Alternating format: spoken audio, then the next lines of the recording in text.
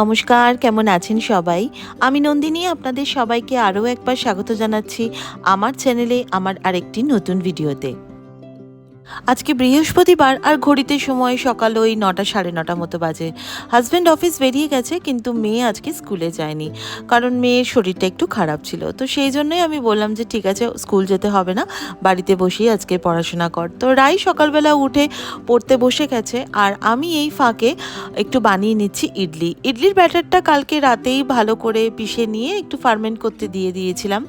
তো এর ইডলিটা কিভাবে বানাবো বা ধোসা কিভাবে বানাবো এর আগে আমি ব্যাটারের যে রেসিপি সেটা তো শেয়ার করেছি, তো আজকে এই ভিডিওতে সেটা শেয়ার করলাম না। তো ইডলির যে ব্যাটারটা সেটা দিয়ে ফার্স্টে হাজব্যান্ডকে আজকে ইডলি সাম্বার আর চাটনি করে দিয়ে দিয়েছিলাম। ও অফিসে নিয়ে বেরিয়ে গেছে আর এখন আমরা বাড়ির যে বাকি চারজন তারা একটু ব্রেকফাস্ট করব।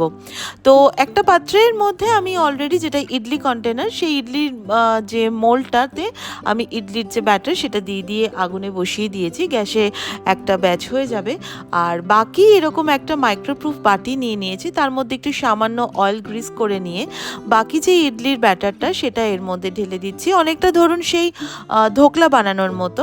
তো এটা ওরকম গোল হবে না, কিন্তু এটাও কিন্তু মাইক্রোওয়েভে বেশ ভালো ইডলি তৈরি হয়ে যাবে এবং সফটও হবে।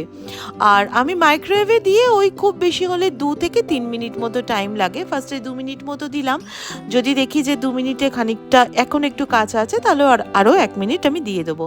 আর এদিকে আমি চাটনিটাও রেডি করে নিচ্ছি। তো তড়কা প্যানের মধ্যে আমি কারি পাতা, সর্ষে, শুকনো লঙ্কা এটা একটুখানি ফোড়ন দিয়ে দেবো। আর এর সাথে আরও একটা জিনিস দেওয়া যায়, সেটা হচ্ছে একটু ডালও দেওয়া যায়। আর এইটা তড়কা দিতে গিয়ে দেখুন মানে তেলটা এত গরম হয়ে গেছিলো যে পুরো আগুনটা এর মধ্যে ফ্লেমটা ক্যাচ করে নিয়েছিল। তো আমি তখন সঙ্গে সঙ্গে গ্যাসটা অফ করে দিয়েছিলাম। আর আমি আজকে যে চাটনিটা বানিয়েছি সেটা অ্যাকচুয়ালি কোকোনাট চাটনি নয়, ওর মধ্যে খুব সামান্যই আমি নারকেল দিয়েছি, কিন্তু ম্যাক্সিমামটাই হচ্ছে পিনাট মানে হচ্ছে চিনেবাদাম। চিনেবাদামটাকে ভালো করে বেটে নিয়েছি, তার মধ্যে রসুন, কাঁচা লঙ্কা আর তেঁতুল দিয়ে দিয়েছিলাম। আর এবার এর মধ্যে যে তড়কাটা বানালাম সেটা ওর মধ্যে অ্যাড করে দিলাম। নুন যেরকম দেওয়ার স্বাদ মতো সেরকম দিয়েছি, তবে আমাদের বাড়িতে একটু চাটনিটা স্লাইট একটু টক আর নুনটা ব্যালেন্স করার জন্য একটুখানি চিনি দিই, তো সেই জন্য একটুখানি সামান্য মিষ্টিও দিয়েছি। সেটা যদি বাড়িতে ট্রাই করেন সেটা নিজের বাড়ির লোকেদের স্বাদ অনুসারে সেটা একটু দেখে নেবেন। আর এই যে দেখুন আমার কীরকম 2 মিনিটে অলরেডি এরকম ইডলি তৈরি, জাস্ট শুধু বার করে এরকম পিস পিস করে কেটে নিলাম। আর ইডলির ব্যাটার যত ভালো ফার্মেন্ট হবে তত কিন্তু ইডলি বলুন বা ধোসা বলুন, ধোসা তো ভীষণ ক্রিস্পি হবেই আর ইডলিটা একদম সফট হবে। দেখুন এদিকে আমার যেটা আগুনে আমি বসিয়েছিলাম যে মানে গ্যাসের আঁচে যে ইডলিটা বসিয়েছিলাম সেটা দেখুন একদম পুরো স্পঞ্জের মতো হয়ে গেছে নরম। আর যেটা আমি মাইক্রোওয়েভে করলাম সেটাও কিন্তু একই রকমভাবে একদম নরম এবং স্পঞ্জের মতো রয়েছে। ইডলি কিন্তু কনসিডার করা হয় সবথেকে ভালো হেলদি ব্রেকফাস্ট হিসাবে। এই যেহেতু এটা ফার্মেন্টেড ফুড, এটা কিন্তু হজমের আপনার যেটা আমাদের গাট হেলথ সেটা কিন্তু খুব ভালো করে। তো সেই জন্য ডায়াবেটিক বলুন, ব্লাড প্রেশার বলুন, বাড়িতে যদি কারোর এরকম থাকে তো তার জন্য ইডলি অ্যাজ আ ব্রেকফাস্ট খুব ভালো অপশান। আর তার সাথে যদি সাম্বার থাকে তাহলে তো খুব ভালোই একটা মানে ফুল প্যাক মিলের মতো একটা কম্বিনেশন হয়ে যায়। তো যেহেতু আমরা দুপুরবেলা আবার ভাত ডাল খাবো তো ওই জন্য আর সাম্বারটা খেলাম না, মানে ইডলির সাথে যদি সাম্বারটা খাই তাহলে কিন্তু ওই ডাল ভাত এরকম একটা কম্বিনেশন হয়ে যায়। তো যাই হোক, আমি এবারে আমাদের চারজনের যে ব্রেকফাস্টের থালিটা সেটা সারিয়ে নিয়েছি, ইডলি আর চাটনি। এবার সবাই মিলে ব্রেকফাস্টটা করে নেব। আর ব্রেকফাস্ট করে তারপরে আমি স্নান টান করে চলে এসেছি রান্নাঘরে। আজকে দুপুরের যে রান্নাটা সেটা আমি একটুখানি করে নেব। স্নান করতে যাওয়ার আগে ভাতটা আমি বসিয়ে দিয়েছিলাম, স্নান করে পুজো করে আস্তে আস্তে আমার ভাতটা অলরেডি ডান। আর এইদিকে দুটো কড়াও বসিয়ে দিয়েছি। ওই যে আমি বলি যে যতগুলো ওভেন থাকবে ততগুলো ওভেনই কিন্তু ইউজ করা উচিত। আর আমার যদি এইখানে একটা ইন্ডাকশন কুকারও থাকতো আমি কিন্তু তখনও ইন্ডাকশন কুকারটা একই সাথে ইউজ করতাম। আসলে এই প্রচণ্ড গরমে যতই বৃষ্টি হোক আগের থেকে ওই জ্বালা পোড়া গরমটা যতই কমুক কিন্তু একটা প্রচণ্ড গুমোট গরমটা কিন্তু এখনও স্টে করছে। তো সেই এত গরমে না দাঁড়িয়ে এত রান্না করতে না সত্যিই ধৈর্য কুলায় না। তো যাই হোক, আমার রান্নাটা এদিকে চলতেই থাকছে। আর আমি আজকে আমার মনে হলো যে এই যে ড্রয়ারটা, এটা আমার অ্যাকচুয়ালি ফুল মডিউলার নয়, কারণ আমি যখন রান্নাঘরের কাজ করিয়েছিলাম তখন আমি ইচ্ছা করে কোনো স্টিলের বাস্কেট করাইনি, কারণ আমার খুব অসুবিধা হয়। আমার আগের যে রান্নাঘরে এরকম স্টিলের বাস্কেট ছিল, তাতে আমার খুব প্রবলেম হতো। তো সেই জন্য আমি কার্পেন্টারকে বলে এরকম সলিড কাঠেরই করিয়ে নিয়েছিলাম। আর তো এটা না রোজ ইউজ করতে করতে আমি দেখছিলাম যে ভীষণ রকমভাবে একদম সব জিনিস এলোমেলো হয়ে গেছে।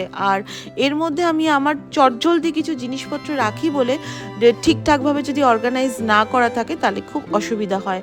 আর এখানে যে আমি আটাটা মাখি, যে রুটি করার যে আমার আটাটা যেটা দিয়ে আমি বেলি আর কি, তো সেটাও এইখানে এই ড্রয়ারটার মধ্যেই রাখি। তো সেই জন্য ওটাও একটু হাত থেকে পড়ে পড়ে জায়গাটা একটু নোংরা হয়েছিল। তো আমার ওই যে ডিআইওয়াই যে ক্লিনারটা, সেইটা দিয়ে ভালো করে স্প্রে করে আমি ড্রয়ারটা খুব ভালো করে মুছে নিলাম। আমি বলি না যে ওটা হচ্ছে এমন একটা জিনিস যেটা একদম পুরো মুশকিল আসান। ওটা দিয়ে যদি পরিষ্কার করা হয় তাহলে কিন্তু সত্যি এতটুকু স্টেন থাকে না, এবং যেহেতু ভিনিগার থাকে না, তো সেই জন্য কোনো রকম পোকা মাকড়ও কিন্তু খুব কম আসে। তো আমার ড্রয়ারটা অর্গানাইজ করা হয়ে গেছে। এখানে আমি যেরকম আমার দুটো ওই বোঁদে বানানো এবং চানাচুরের যেটা আমি বেসন দিয়ে বানাই সেরকম বানানো দুটো ছাঁকনি রেখেছি, আটা বেলাটা রেখেছি, আর যেরকম পিৎজা কাটার এরকম নর্মাল যা টুকটাক জিনিস একটুখানি ভালো করে আমি গুছিয়ে রাখলাম। আর কথায় কথায় বাকি কাজ করে এখন চলে এসেছি লাঞ্চ থালিটা দেখাতে আপনাদেরকে। তো আমাদের লাঞ্চে আজকে কী কী ছিল সেটা আপনাদের এক ঝলক দেখিয়ে দিই। ছিল ভাত, ঝিঙে পোস্ত, আর ছিল বেশ ঝাল ঝাল করে চিকেন। আর আজকে ওই যে বলি যে প্রত্যেকটা মানুষ তো পারফেক্ট নয়, কারোর জীবনও পারফেক্ট নয়। তো সেই জন্য আজকে আমি বেঙ্গলি যে লাঞ্চ থালি সেটা দেখাতে গিয়েও একদম পারফেক্ট তো হলোই না, পেঁয়াজটা রাখতে গিয়ে ভাতটা ভেঙে গেল। এনিওয়েজ, আপনারা তো আমার নিজের ফ্যামিলিরই, ভার্চুয়াল ওয়ার্ল্ডের আমার নিজের ভার্চুয়াল ফ্যামিলির আপনারা সদস্য। আপনারা আমার ভুল ত্রুটি সব কিছুই ক্ষমা সুন্দর দৃষ্টিতে দেখেন। তো তারপরে আমি দুপুরবেলা খাওয়া দাওয়া করে একটু ছাদে এসেছিলাম। আর ব্লগটাও বিশেষ আর বড় করা হয়নি। আর ছাদের আকাশটা আজকে এত সুন্দর মনে হচ্ছিল কোনো শিল্পী যেন একটা ক্যানভাসের মধ্যে মানে খামখেয়ালি বসে রঙের একটু খেলা করেছেন তুলি দিয়ে। আমি তো সাহিত্যের স্টুডেন্ট নই, খুব একটা গুছিয়ে বলতে পারি না। তো যাই হোক, আমার যেটা মনের ভাব সেটাই আপনাদের সাথে শেয়ার করলাম। আকাশটা আজকে এত অপূর্ব লাগছিল না, মনে হচ্ছিল যত পারি ক্যামেরা বন্ধ করি। তো আজকের ভিডিওটা এখানেই শেষ করছি। দেখা হবে আপনাদের সাথে নেক্সট ব্লগে। ততক্ষণের জন্য সবাই খুব ভালো থাকবেন।